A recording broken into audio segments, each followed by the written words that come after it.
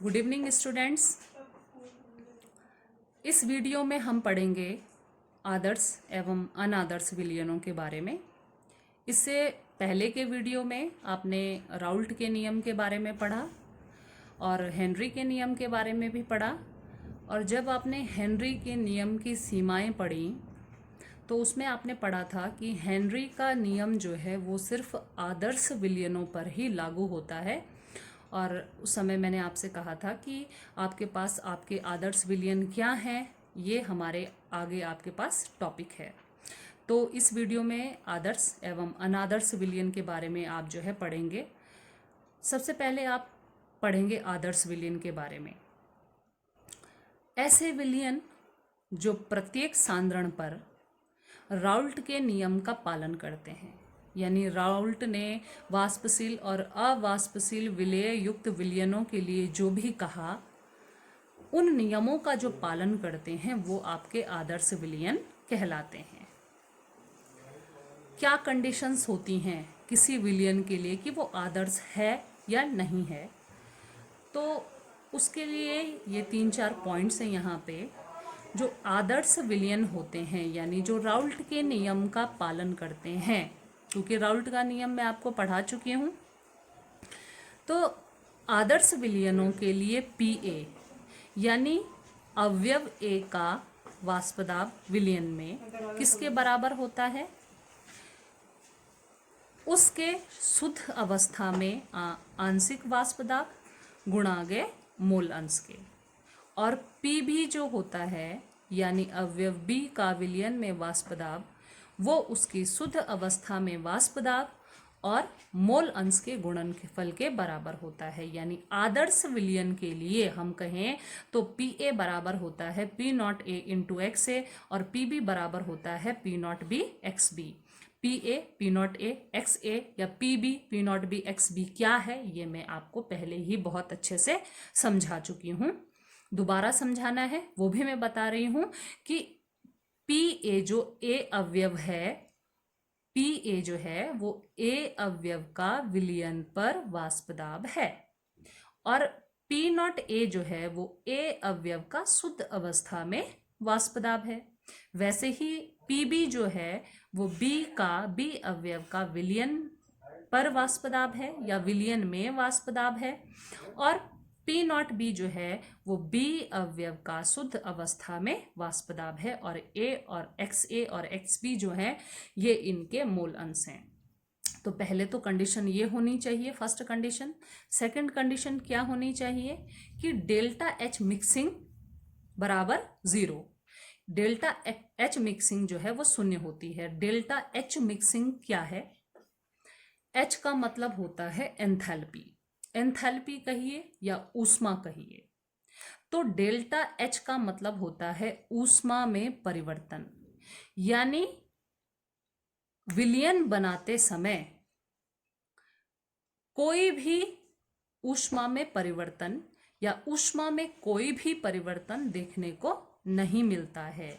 Delta H बराबर यानी ऊष्मा में परिवर्तन जो है वो 0 होता है, कोई भी परिवर्तन नहीं होता है।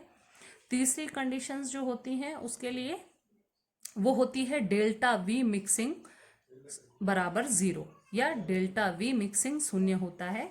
तो वी मतलब आयतन में भी कोई परिवर्तन नहीं होता है, यानी विलेय और विलायक का जितना आयतन होता है वही आयतन विलयन का भी होता है।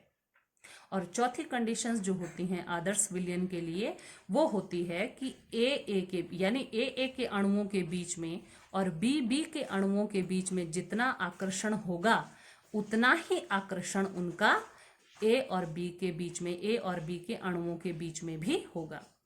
ए आपका विलायक है, बी आपका विलेय है, तो विलायक के अणुओं के बीच में आपस में जितना आकर्षण होगा, हम कहें और हम कह सकते हैं कि विलेय के अणुओं के बीच में भी जो आपसी आकर्षण होगा वही आकर्षण हमको विलेय और विलायक के अणुओं के बीच में भी देखने के लिए मिलेगा।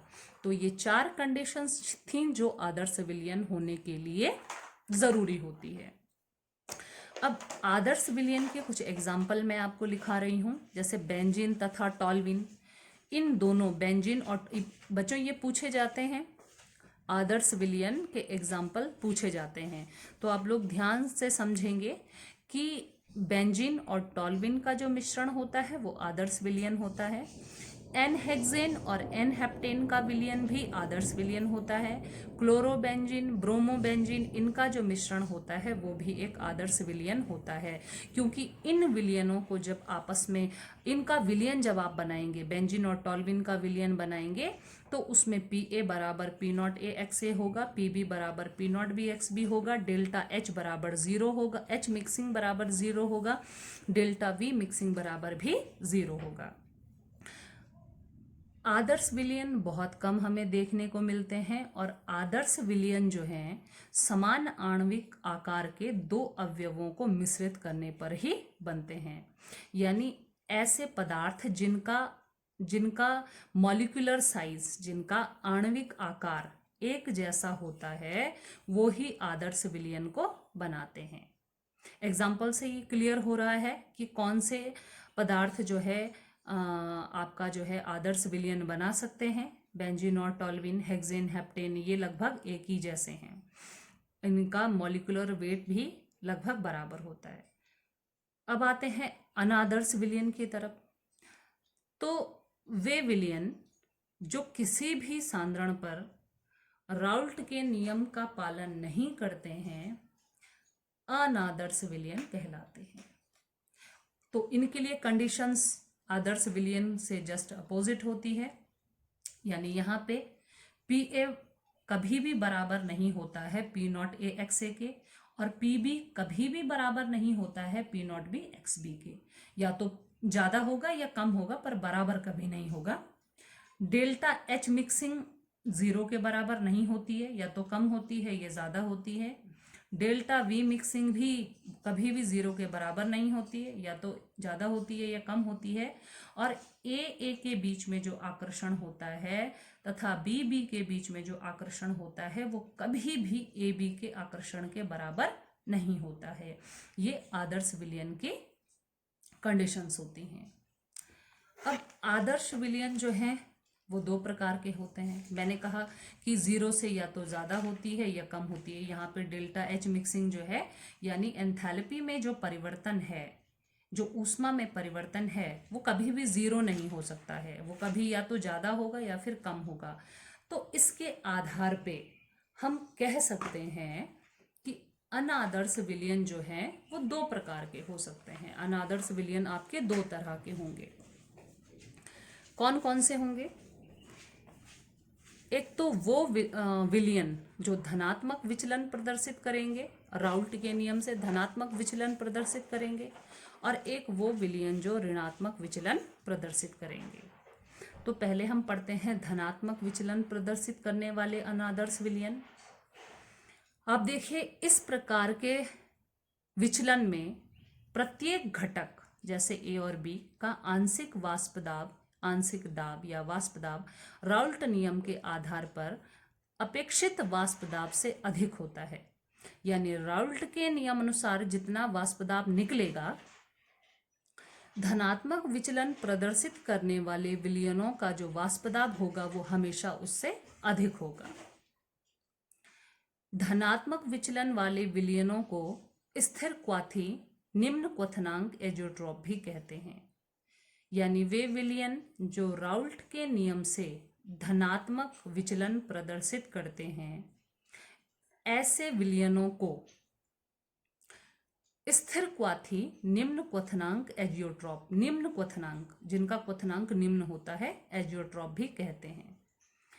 यहाँ पे Pa यानी A का विलयन पर जो वाष्प दाब होगा वो हमेशा A का शुद्ध अवस्था में वाष्प दाब गुणा गए उसके मोल अंश से हमेशा अधिक होगा। Pb का जो विलयन में वाष्प दाब होगा वो B का शुद्ध अवस्था में वाष्प दाब गुणा गए उसके मोल अंश के गुणनफल से हमेशा अधिक होगा। और ऊष्मा में जो परिवर्तन होगा वो शून्य से अधिक होगा, ज़्यादा होगा। और आयतन में भी जो परिवर्तन होगा वो भी आपका शून्य से ज़्यादा होगा। यानी वो विलायकों से ज़्यादा होगा। यानी विलायक का जितना, विलायक और विलेय का जो आयतन होगा उससे अधिक आयतन होगा आपके विलयन का। और ए बी के अणुओं के मध्य जो आकर्षण होगा वो ए बी के अणुओं के मध्य जो आकर्षण है उससे हमेशा अधिक होगा। ऐसे जो धनात्मक विचलन प्रदर्शित करने वाले विलयन हैं उनके कुछ एग्जाम्पल यहाँ पे दिए गए हैं, जैसे एसीटोन तथा कार्बन डाइसल्फाइड, बेंजीन तथा एसीटोन, CCl4 तथा CHCl3 CCl4 यानी कार्बन टेट्राक्लोराइड, और क्लोरोफॉर्म, और इथेनॉल C2H5OH इथेनॉल तथा जल। ये जो एग्जाम्पल आपको दिए गए हैं ये उन विलयनों के हैं जो धनात्मक विचलन प्रदर्शित करते हैं, यानी जहां पे Pa बराबर P0A XA नहीं होता है और Pb बराबर P0B XB नहीं होता है, बल्कि उससे ज़्यादा होता है। Pa हमेशा P0A XA से ज़्यादा होता है और Pb हमेशा P0B XB से ज़्यादा होता है। उसके बाद आते हैं ऋणात्मक विचलन प्रदर्शित करने वाले अनादर्श विलयन। तो इसमें उसके जस्ट अपोजिट होता है, यानी धनात्मक वाले विलयनों से जस्ट अपोजिट होता है। इस प्रकार के विचलन में विलयनों में प्रत्येक घटक ए व बी का आंशिक वाष्प दाब राउल्ट नियम द्वारा अपेक्षित वाष्प दाब से कम होता है। ऐसे विलयनों में, यानी ऋणात्मक विचलन प्रदर्शित करने वाले विलयनों में, जो विलयन का आंशिक वाष्प विलयन में प्रत्येक घटक का आंशिक वाष्प दाब होता है वो राउल्ट के नियम द्वारा अपेक्षित वाष्प दाब से कम होता है। यानी राउल्ट ने जो अपेक्षित किया था कि इतना आंशिक वाष्प दाब होना चाहिए उससे कम होता है।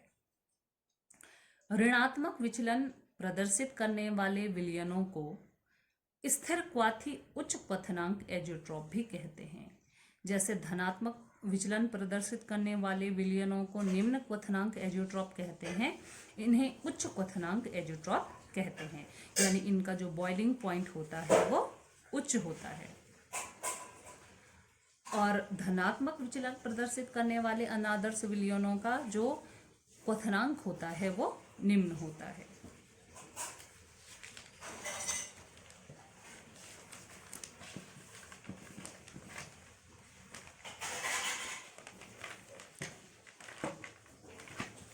ऋणात्मक विचलन प्रदर्शित करने वाले जो आपके विलयन होते हैं उनके लिए P0A XA हमेशा ज़्यादा होता है Pa से, और P0B XB हमेशा ज़्यादा होता है Pb से। यानी A का विलयन में वाष्प दाब हमेशा A की शुद्ध अवस्था में वाष्प दाब और उसके मोल अंश के गुणनफल से ज़्यादा होता है।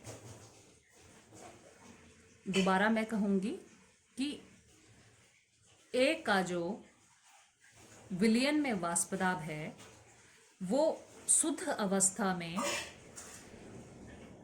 A के वाष्प दाब और उसके मोल अंश से कम होता है, और डेल्टा H मिक्सिंग हमेशा ऋणात्मक होती है, यानी 0 से भी कम होती है। ऊष्मा में परिवर्तन 0 से कम होता है और आयतन में भी परिवर्तन 0 से कम होता है, नेगेटिव होता है। इसके साथ ही AA और BB के अणुओं में जो आकर्षण होता है वो AB के मध्य जो आकर्षण है उनसे कम होता है। धनात्मक में जो कंडीशंस हैं उसके जस्ट अपोजिट जो है ऋणात्मक में हो जाती हैं, और इसके एग्जाम्पल हैं जैसे एसीटोन, क्लोरोफॉर्म, एसीटोन और क्लोरोफॉर्म का मिश्रण, क्लोरोफॉर्म तथा डाई एथिल ईथर का मिश्रण, एसीटोन तथा एनिलीन का मिश्रण, और जल तथा नाइट्रिक अम्ल का मिश्रण। ये दोनों जो मिश्रण हैं, ये जो जितने भी आपने मिश्रण पढ़े हैं, ये आपके जो है ऐसे विलयनों के उदाहरण हैं जो कि ऋणात्मक विचलन प्रदर्शित करते हैं। अब इसमें यहाँ बीच में एक टर्म आई थी, स्थिर क्वाथी।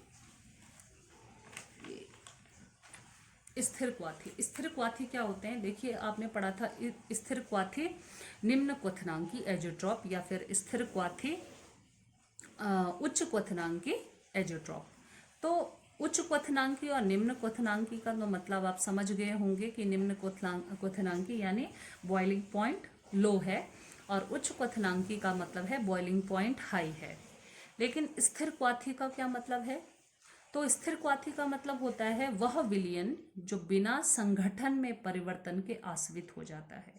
यानी ऐसे विलयन जिनके संगठन में कोई भी परिवर्तन नहीं होता है और वो बिना परिवर्तन के ही आश्रित हो जाते हैं, उनको हम स्थिर क्वाथी मिश्रण कहते हैं।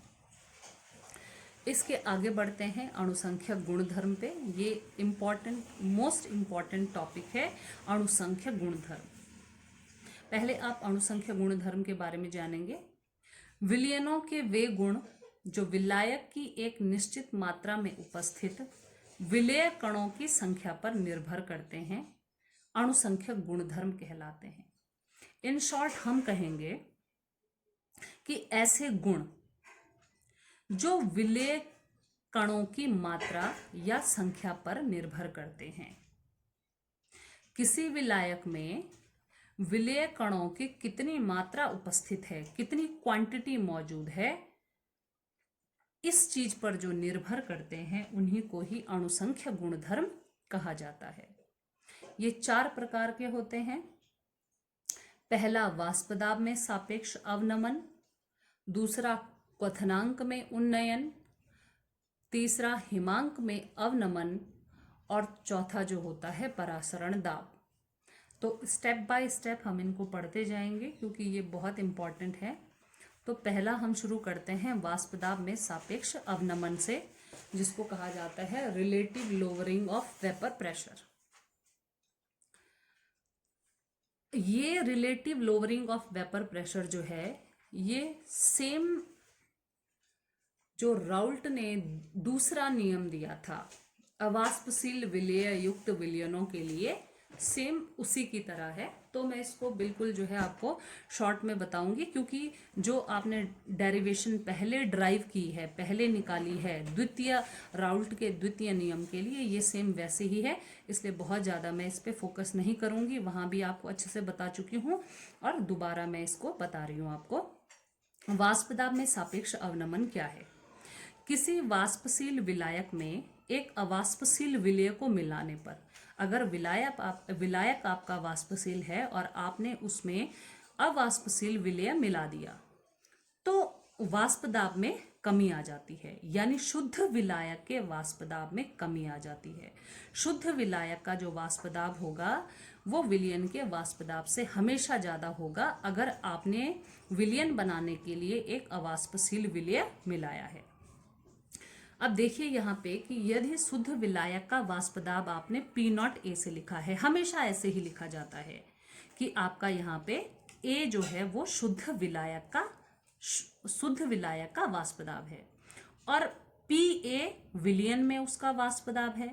तो राउल्ट के नियम के अनुसार, राउल्ट ने जो नियम दिया था उसके अनुसार राउल्ट ने बताया था कि P0 A यानी शुद्ध अवस्था में A का वाष्पदाब ऋण PA यानी A का विलयन में वाष्पदाब जो है P0 A माइनस PA आपको बताएगा वाष्पदाब में अवनमन, और P0 A minus PA upon P0 A आपका कहलाएगा वाष्पदाब में सापेक्ष अवनमन। ये मैं आपको पहले भी बता चुकी हूँ, फिर भी मैं दोबारा बता रही हूँ। यदि विलयन A B है, A इसमें विलायक है और B आपका अवाष्पशील विलेय है, तो राउल्ट के नियम अनुसार क्योंकि B तो अवाष्पशील है तो PA समानुपाती होगा XA के, यानी PA जो है किसके समानुपाती होगा? XA के। अब PA जो है वो समानुपाती निशान हम हटाएंगे और लिखेंगे PA बराबर P0 A XA, ऐसा राउल्ट ने कहा था। अब पी ए बराबर पी नॉट ए गुणा गए एक्स ए। विलयन के वाष्पदाब तथा विलायक के वाष्पदाब में अंतर डेल्टा पी से लिखेंगे हम। यानी मैंने अभी भी आपसे कहा कि अगर विलायक में एक अवाष्पशील विलेय मिला दिया गया है तो जो विलयन बनेगा उसका वाष्पदाब शुद्ध विलायक से कम होगा। अब शुद्ध विलायक से कम होगा यानी दोनों के वाष्पदाब में अंतर होगा। विलायक का वाष्पदाब ज्यादा होगा और विलयन का वाष्पदाब कम होगा, और उस अंतर को ही हम डेल्टा पी से लिखेंगे, क्योंकि डेल्टा का मतलब होता है परिवर्तन। तो डेल्टा पी बराबर हम लिखेंगे P naught A minus P ए। इसको आप सेकंड इक्वेशन मान लीजिए। पहली इक्वेशन आपकी होगी पी ए बराबर पी नॉट ए एक्स ए, ये फर्स्ट इक्वेशन है, और डेल्टा पी बराबर P naught A minus P ए आपकी सेकंड इक्वेशन होगी। ये मैं पहले आपको बता चुकी हूँ। अब समीकरण 2 में पी ए का मान रख दीजिए आप। ये समीकरण आपकी 2 है, इसमें आप पी ए का मान रख दीजिए।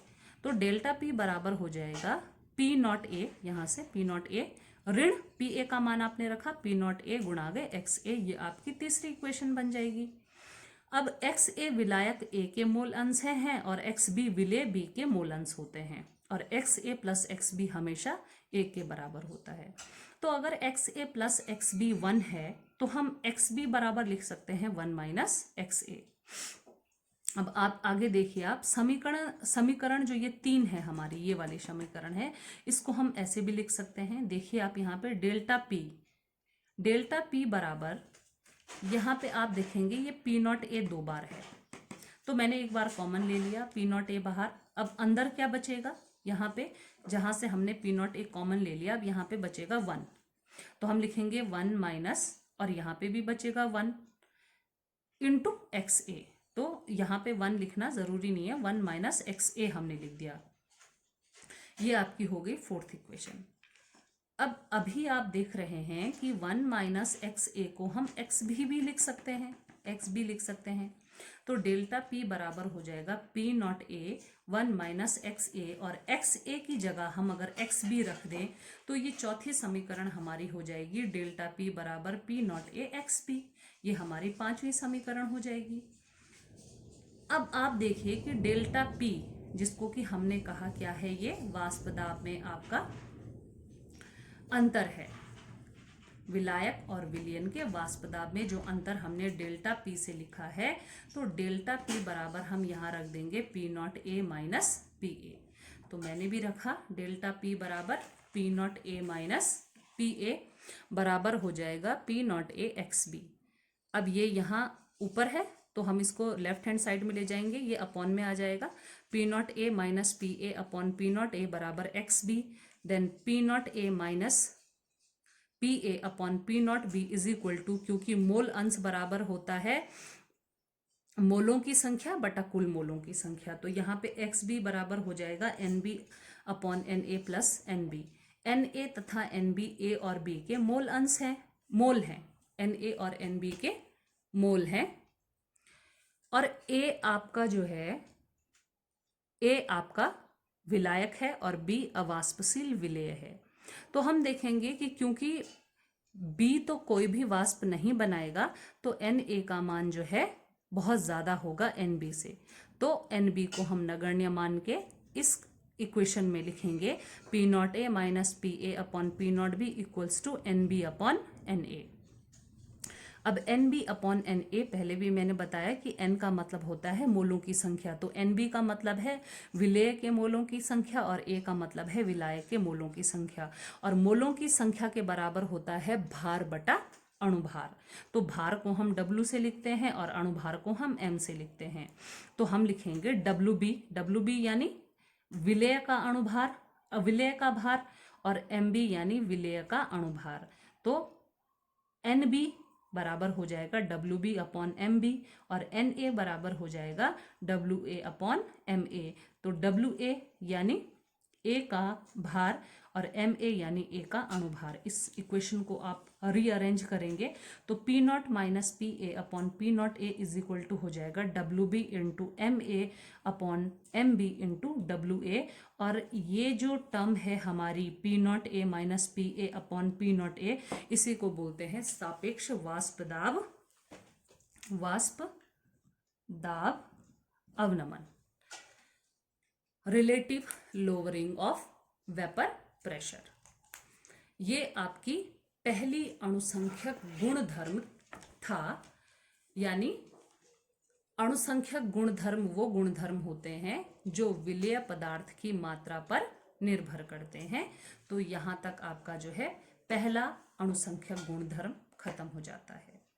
इसके बाद दूसरा जो गुणधर्म था वो मैंने आपको कहा क्वथनांक में उन्नयन है। क्वथनांक में उन्नयन, जिसको हम कहते हैं एलिवेशन इन बॉइलिंग पॉइंट। अब इसको थोड़ा सा आप ध्यान से समझिए।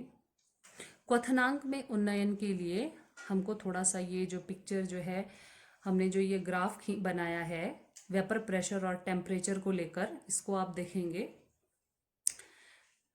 यहाँ इस तरफ मैंने लिखा है टेम्परेचर केल्विन में और इधर लिखा है वेपर प्रेशर। तो आप देखेंगे कि ये पहली आपको लाइन दिख रही है, ये आपके शुद्ध विलायक की है। शुद्ध विलायक की है कि ये वो पॉइंट है, यहाँ पे वो पॉइंट है जहाँ से वेपर्स, ये जो है आपके वेपर्स बनाना शुरू करता है या हीटिंग इसकी शुरू हो रही है। जैसे जैसे आपने शुद्ध विलायक को आपने हीट दी, ऊष्मा दी, ये इसके वेपर्स बनने शुरू हो गए और फाइनली ये वो पॉइंट है जहाँ पे इसने उबलना शुरू कर दिया। ये इसका लास्ट पॉइंट है जहाँ पे ये पूरी तरह से वाष्प में बदल चुका है। अब आप देखेंगे सेकंड लाइन जो जा रही है ये विलयन के लिए है और यहाँ से ये भी जो है इसके वेपर्स बनने शुरू हुए और फाइनली यहाँ पे वो कंडीशन है जहाँ पे इसने पूरी तरह से ये बॉयल होना शुरू हो गया। तो ये दो जो पॉइंट है, ये पहला पॉइंट जो है जिसे मैंने T1 से लिखा है, ये तो आपका बताता है शुद्ध विलायक का क्वथनांक, यानी जहाँ पे ये जो आपका विलायक है वो पूरी तरह से वेपर्स में बदल गया।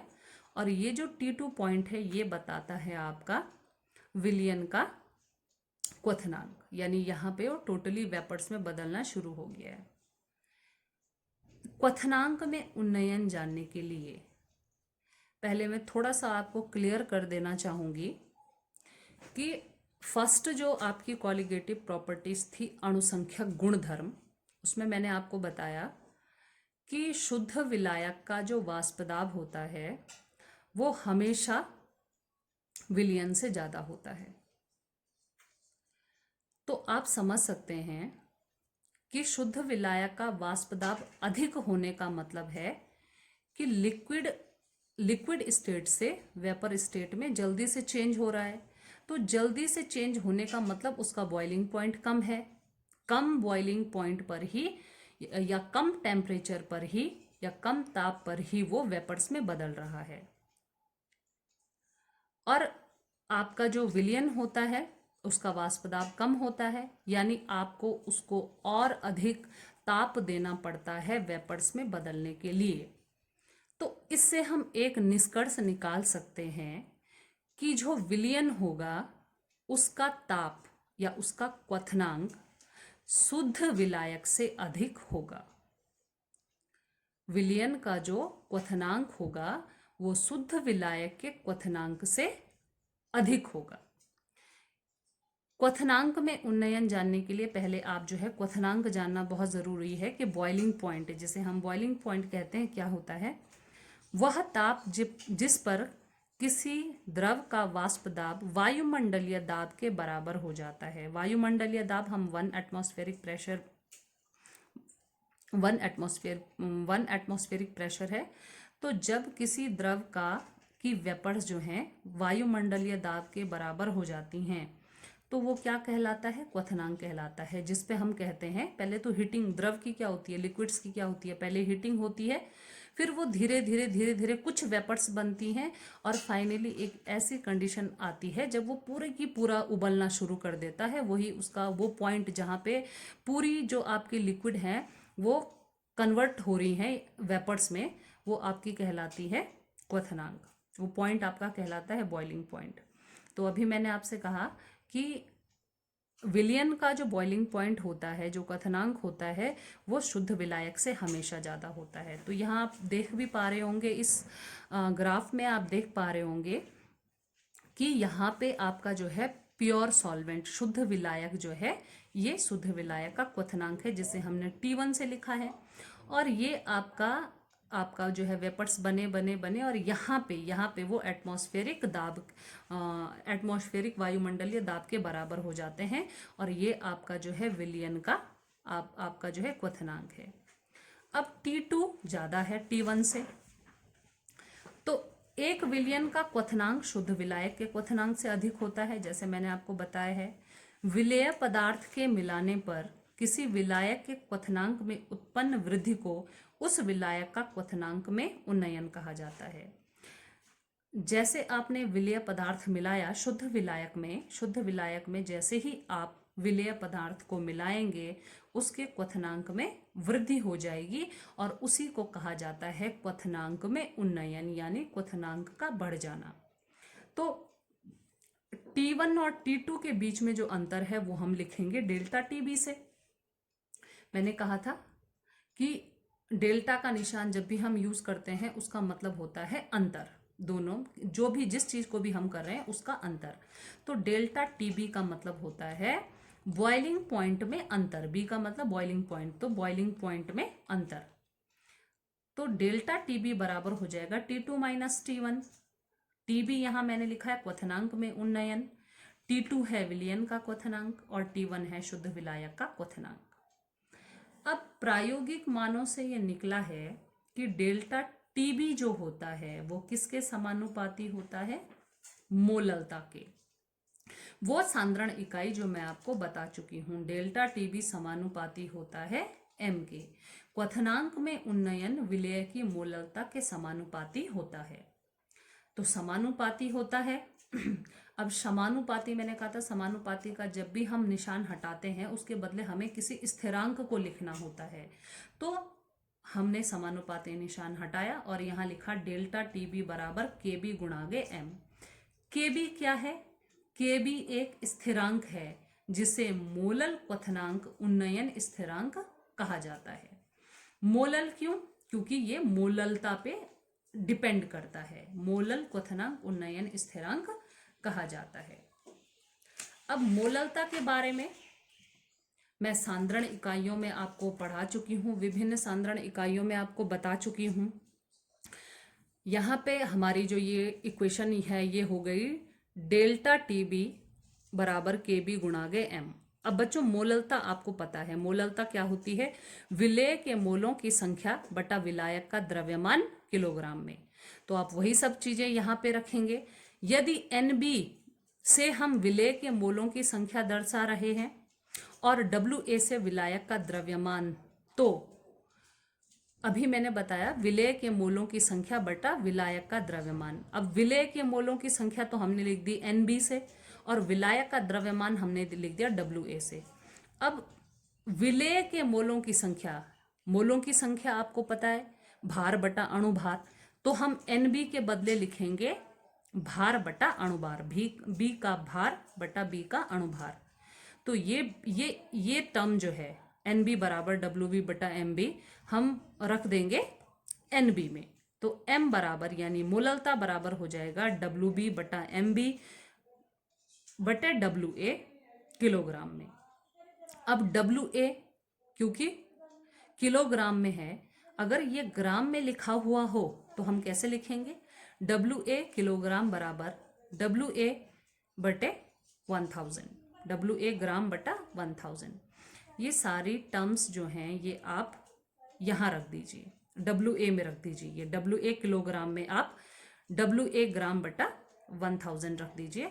तो हमारी जो मोललता है वो हो जाएगी WB बटे MB बटे WA बटे 1000। और इसको अरेंजमेंट करेंगे आपको पता है कि ये जो सबसे लास्ट वाली टर्म है ये ऊपर चली जाएगी और ये यहाँ से इधर आ जाएगी। तो M बराबर हो जाएगा WB गुणा 1000 अपॉन MB गुणा WA ग्राम में। अब M का मान रख दीजिए इक्वेशन में। किस इक्वेशन में?